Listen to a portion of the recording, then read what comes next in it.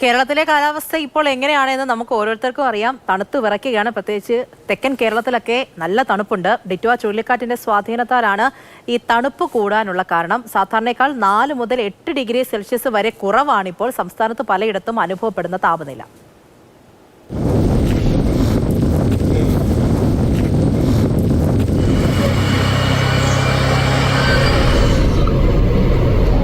മഴ വിട്ടുമാറിയില്ലെങ്കിലും സംസ്ഥാനത്ത് അതിരാവിലെ തന്നെ തണുപ്പ് അനുഭവപ്പെട്ടു തുടങ്ങി. ഡിറ്റ്വ ചുഴലിക്കാറ്റിന്റെ സ്വാധീനത്താലാണ് കേരളത്തിലെ മിക്ക ജില്ലകളിലും ദിവസം മുഴുവൻ തണുത്ത കാലാവസ്ഥ തുടരുന്നത്. ചുഴലിക്കാറ്റിന്റെ ഭാഗമായുള്ള മേഘങ്ങൾ കഴിഞ്ഞ 2 ദിവസമായി കേരളത്തിന്റെ അന്തരീക്ഷത്തിന് മുകളിൽ നിലകൊള്ളുകയാണ്.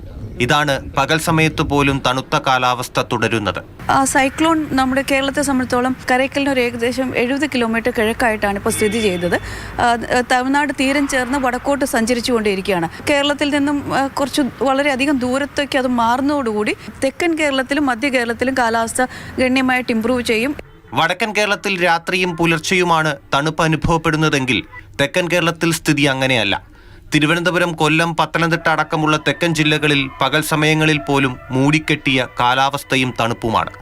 കഴിഞ്ഞ 24 മണിക്കൂറിൽ തിരുവനന്തപുരത്ത് രേഖപ്പെടുത്തിയ കുറഞ്ഞ താപനില 22.6 ഡിഗ്രി സെൽഷ്യസ് ആണ്.